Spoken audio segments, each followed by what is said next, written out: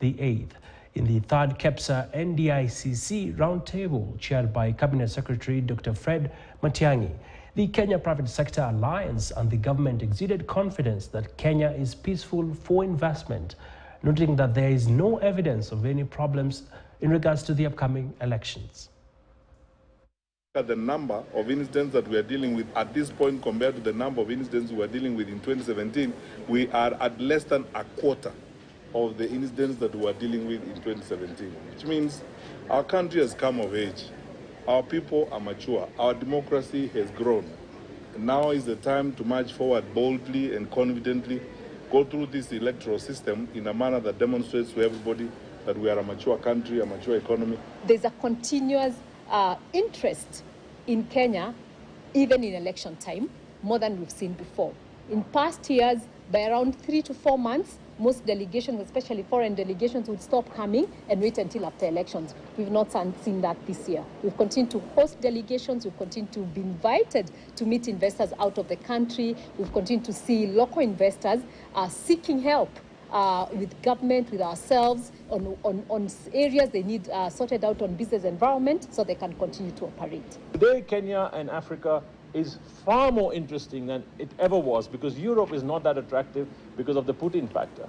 So I would just say that we have a lot more inquiries coming through, a lot more people asking, and can I come and be located in Kenya? Yes, some people who are now coming in new will say we'll wait for the election and we'll decide after that. But there's a lot of discussion going on. It's not like it's the end of the world. So why don't we make this so successful that we also go down in history as delivering a peaceful, calm, inclusive election 2022?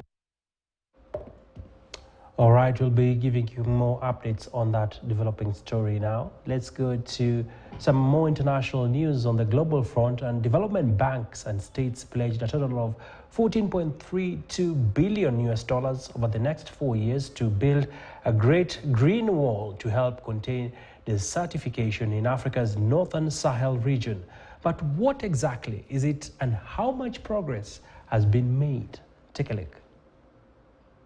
What's 5,000 miles long, stretches from the Atlantic to the Red Sea, and has now secured over $14 billion of investment. The Great Green Wall de la Grande Muraille Verte. Autour de la Grande Muraille Verte et de la Grande Muraille Verte. The answer? Africa's Great Green Wall. But what exactly is it, and how much progress has been made? First, the concept. The aim of the Great Green Wall is to halt desertification by growing the largest living structure on Earth. The planting of a strip of trees and other vegetation stretching from Senegal to Djibouti is intended to trap the sands of the Sahara and protect surrounding land, something that environmental experts say would restore 100 million hectares of land, provide food security, create jobs, and offer young people an alternative to migration.